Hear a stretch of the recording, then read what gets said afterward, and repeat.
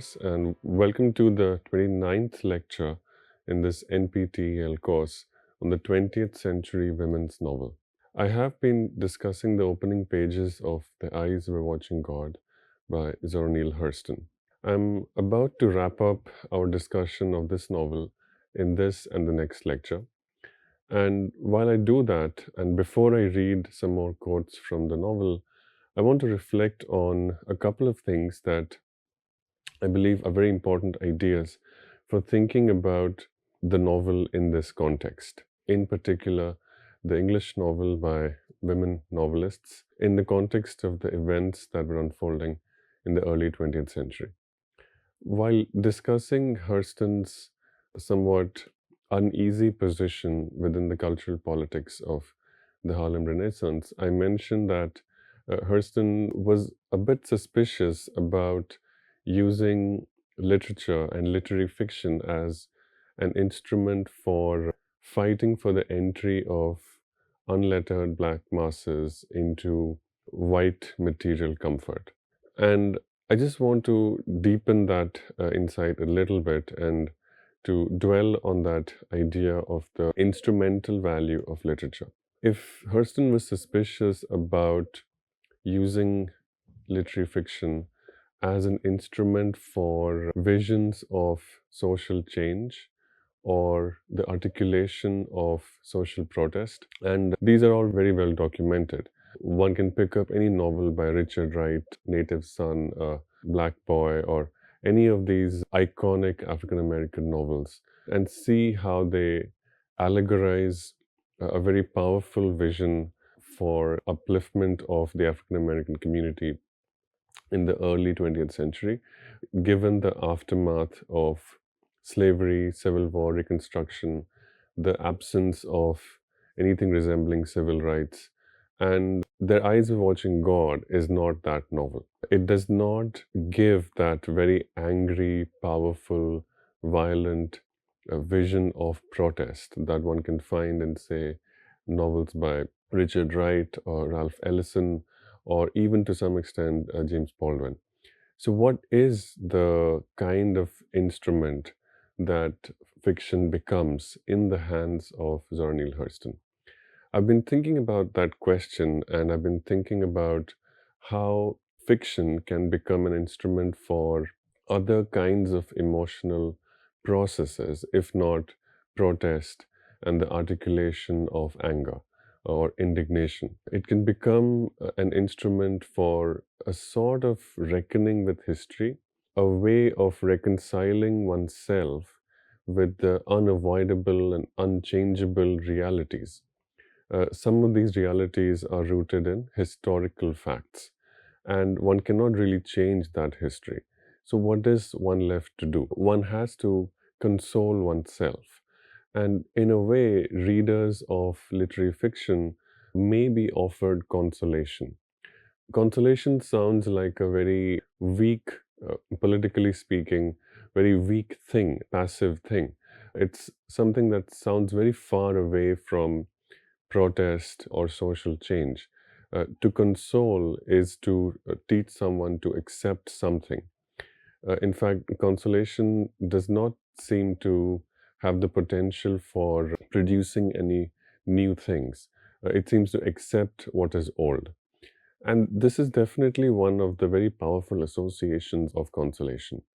However, I believe if one reads The Eyes Were Watching God carefully and pays attention to the kinds of descriptions one finds in this novel, we can see how Hurston inspires us to think about consolation not as passive or weak, but as having within itself the potential to build things like the capacity to feel, the capacity to understand, and the capacity to resist, and the capacity to build the courage to take decisions that might not make sense immediately, even to oneself. And of course, they wouldn't make sense to others. So I'll reflect on consolation, the various meanings of consolation, and in what ways consolation allows us to think about this novel and its many connections to the history of early 20th century America. Now, the first major historical event that we need to accept and think about while reading and understanding this novel is what historians call the Black Migration or the Great Migration of the African American community in the 20th century. Now, this is a household term in historical discourse, and everyone accepts that there was a great migration. What was that migration? That migration simply describes the movement, the mass exodus of a total of 6 million Black people over the course of the 20th century from states in the south to states in the north, starting with states in the north, but eventually including states in the west and ultimately the Pacific Northwest. And the reasons for this exodus are very obvious: to escape the legacies of slavery, to escape the ways in which southern states evolved laws known as the Jim Crow laws in order to continue the racial domination that was legally abolished with slavery. So theoretically, chattel slavery was made illegal at the end of the Civil War. However, southern states found ways of keeping Black people disenfranchised. And it was in order to escape these forms of oppression, these forms of economic deprivation and civil disability, that these Black families began to move out of the South and into other states. This movement is seen to have two parts. The first part took place in the years starting with 1910 and until the start of the Second World War. And roughly speaking, this first phase of the Great Migration saw the movement of people from the American South to states in the North and the Midwest. So, cities that saw a lot of migration were New York, Chicago, Detroit. And this phase began to get more complex and was compounded by changes during the Second World War when shortages of labor began to spread all over the US, and also there was a saturation of labor in certain parts of the US. So, after the Second World War, the period from the 1940s to 1970s and 80s saw Black migration from the American South to first the West, that is California, New Mexico, and eventually the Pacific Northwest. So, Oregon, Seattle, and these were the places. So, this is one standard narrative of early 20th century African American movement. The novel, The Eyes Were Watching God, presents a narrative of movement and a narrative of migration which is diametrically opposed to this one. To summarize it very briefly, if the Great Migration that's written about by historians and that's studied in many standard American high school history books describes an interstate migration, people left the place they were born, the places they were constrained by, and moved to new places in order to begin new lives. In fact, it is this very dramatic and in some ways painful and forced act of uprooting one's life and laying down new roots in a different location. It carries mythic, biblical, and quite a deep emotional and spiritual transformation. So it's a very tragic, in some cases, movement. So much so that the historian and writer Isabel Wilkerson wrote a 2010 book, and for which I think she won the Pulitzer Prize, titled that book The Warmth of Other Suns.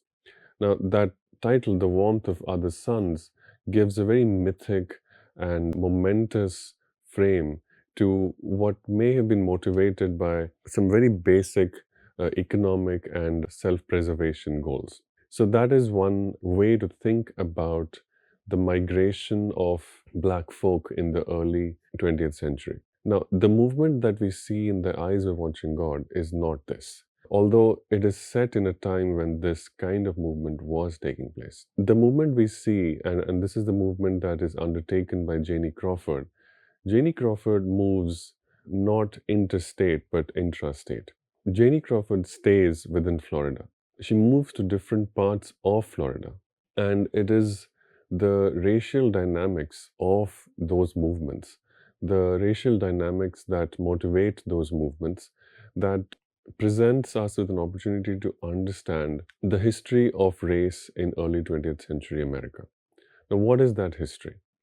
So, to know a little bit about that, we have to think about what was Eatonville, Florida.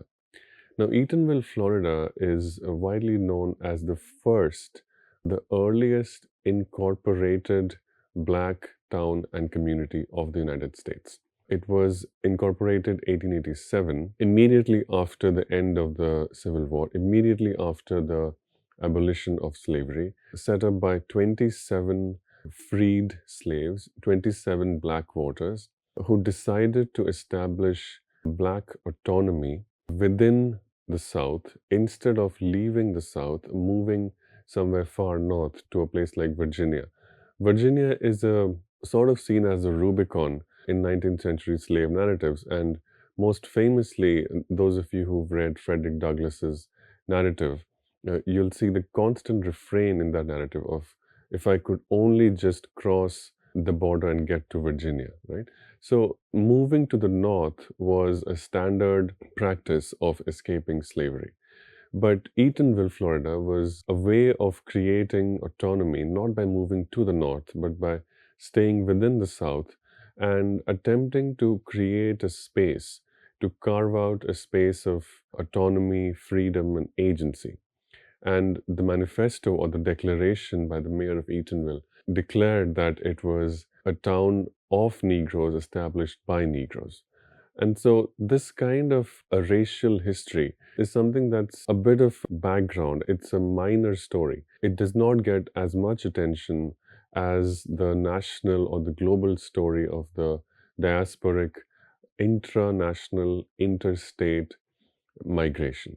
Now, Eatonville, Florida is the place where Hurston spent much of her childhood. Many formative years Hurston spent at Eatonville. This is also the reason why, even though Hurston was born in Alabama, she frequently claimed that she was born in Eatonville. In fact, if you look at some of the scholarly writing published by reliable sources in the 80s and even the 90s, you'll find that they mention Hurston's birthplace as Eatonville, Florida. It was not, in fact, her birthplace, but it does mean a lot that she claimed it as her birthplace. And it also means a lot that it is the center of this novel, The Eyes Were Watching God. The novel begins in Eatonville, Florida. The novel ends in Eatonville, Florida. But the novel takes us, and as we follow Janie on her travels to other places, these places are all within Florida, and they are defined by different dynamics, different sort of economic opportunities and economic power that was available to Black people. And the motivation to move to these different places comes first from Nanny, that is Janie's grandmother, which again is a consequence of the sort of lack of freedom and economic disenfranchisement that 19th century chattel slavery had produced. I read from Nanny's speech just before ending the last lecture, in which she says that the white man is the ruler of the world, and in the world that this white man rules and has created, the Black man is expected to do all the work. But of course, the Black man doesn't do the work. He gets the Black woman to do the work. This is a kind of mythical allegory of the world as Nanny sees it, and the world within which Nanny is trying to ensure that Janie is safe and manages to achieve a modicum of safety and comfort. Little does she know, and little do we know, although we are primed, we are more attuned to the misfit, to the lack of alignment between Nanny's definitions of what safety and comfort mean and the kinds of definitions of safety and comfort that Janie will, in time, come to define and come to form. Essentially, for Janie, having enough food to eat, not being killed, not being subjected to overt brutality, violence, torture, those things do not comprise or are not enough to merit the definition of safety. Janie begins to look for autonomy, for dignity, for respect, for joy, and even for pleasure. And it is the search for this very, very expanded notion of safety and comfort. In fact, one could say that Janie's movements are motivated by a search for pleasure and joy that is so audacious, that is so outrageous that no one in her town can even find it in themselves to accept or even forgive the decisions that Janie makes. So it's clear enough to see how the history of chattel slavery creates certain expectations. But the novel shows that, one, it's possible to escape those constraints, it's possible to find meaning and joy and satisfaction in a world that's created by that violent history, not by moving so far away from the South, but by finding or carving out a niche for Black agency and Black autonomy within the South. In a way, the decision that Nani makes for Janie is a decision that already shows some difference from the national narrative. Nani asks Janie, organizes and facilitates Janie's marriage to Logan Killix, who is a part of the Black bourgeoisie, someone who owns property, who owns a shop, and appears to give the confidence that Janie will be protected, Janie will be safe. And so the first movement is towards material comfort created by Black bourgeoisie, not the institutional freedom that northern states could offer Black people by the laws that abolished slavery. Logan Killix is a Black bourgeoisie in Florida. That means that the life that Janie would have would still be governed by a lot of racist, institutional, social dynamics, laws that would later be called the Jim Crow laws. But within those racist institutional dynamics, the gamble that Nani thinks would be a safe one is that at least Logan Killix has property, has land, has money, and Janie will be provided for. This is the gamble. Now, of course, this doesn't work, but in its first instance, it showcases a movement for the socially disenfranchised Black community emerging from the violence of slavery, recently given freedom, but without the economic or the cultural capital with which to make a living for themselves.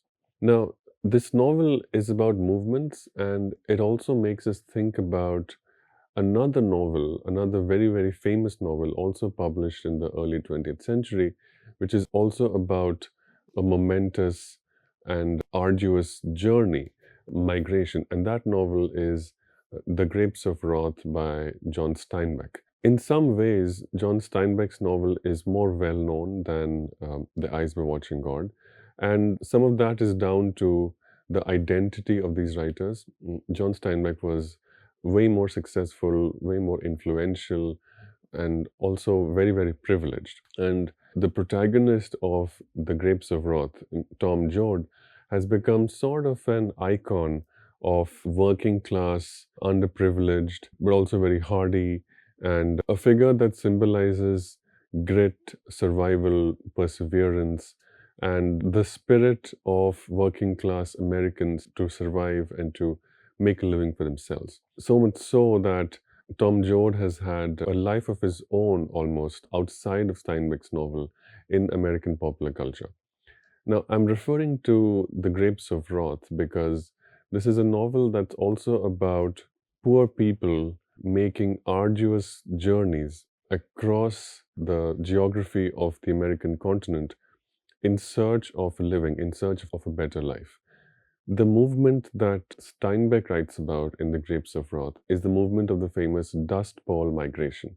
This was during the Great Depression of 1929, when a combination of economic losses and droughts meant that farmers, especially landless tenant farmers in states like Oklahoma, Texas, Mississippi, and mostly white farmers, found themselves without jobs, without means of surviving.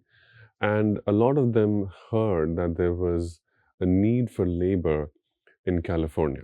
So thousands of people migrated across Route 66, the famous interstate highway, and they decided to move to California to make a living. Of course, that dream did not work out because labor was saturated and it only meant more hardship, more death, more starvation. That historical narrative is also another important counterpoint from which to understand what is going on in The Eyes Were Watching God. Both of these novels describe the protagonists of the respective ethnic as well as social communities they describe in the third person plural.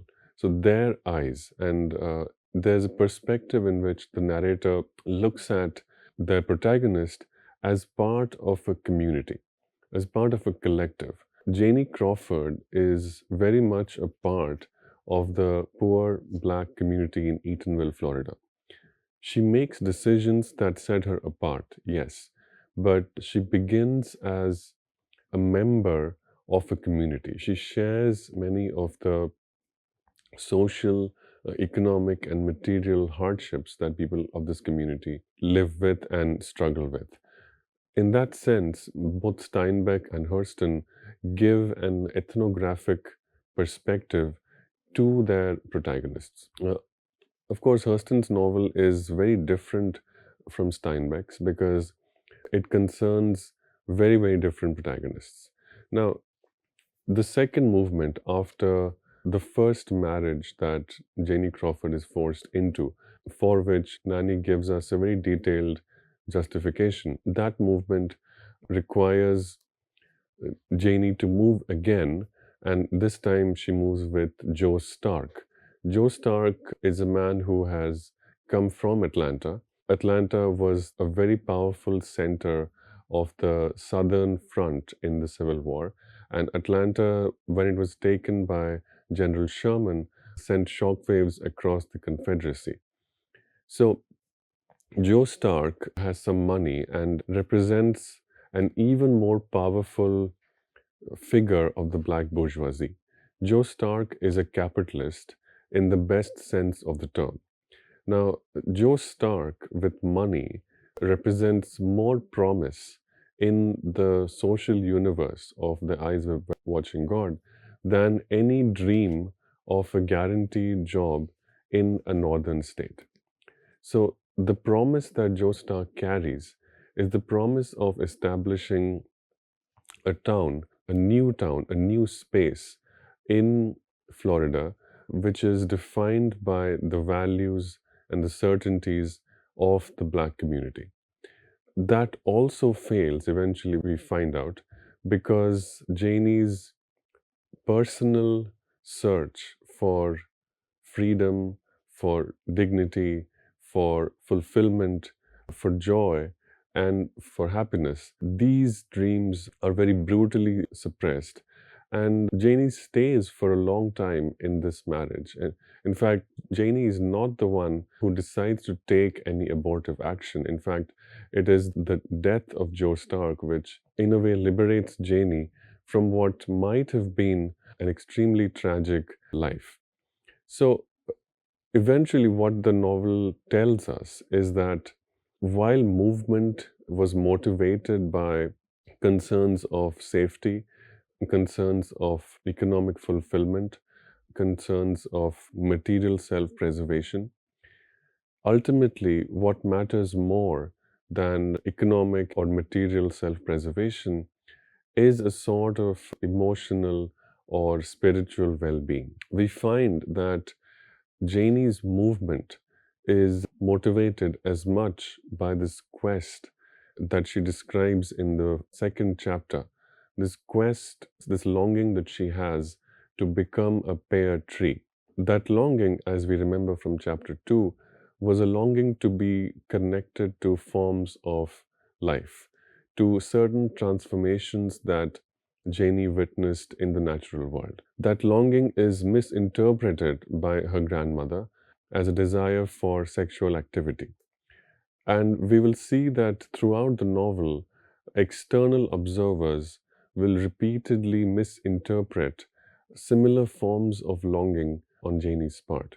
Janie will be misrecognized repeatedly throughout the novel as someone who's making mistakes. The mistakes that Janie makes are mistakes such as marrying Joe Stark, marrying Tea Cake, and living life in ways that don't seem to align with the expectations of material comfort. So, to summarize, there are 2 points to note, 2 points of difference.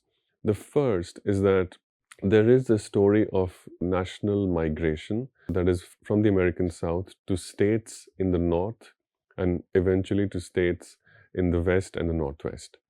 Hurston's novel describes migration that is within one southern state, that's Florida.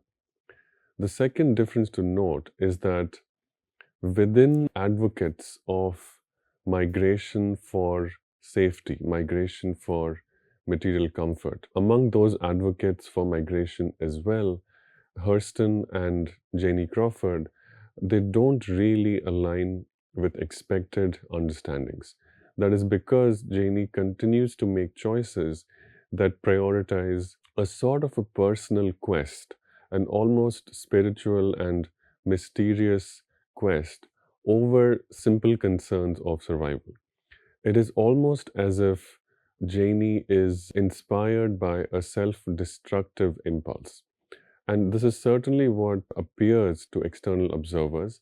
And there are moments when Phoebe, who acts as a channel from the general conservative outlook of townsfolk, and advises Janie to not, say, move in with tea cake, for instance. And in each of these moments, we find that Hurston prioritizes a spiritual quest over simple concerns of material well being. I will read from the novel and also describe what I meant when I suggested that the novel can be an instrument of consolation in the next lecture. Thank you.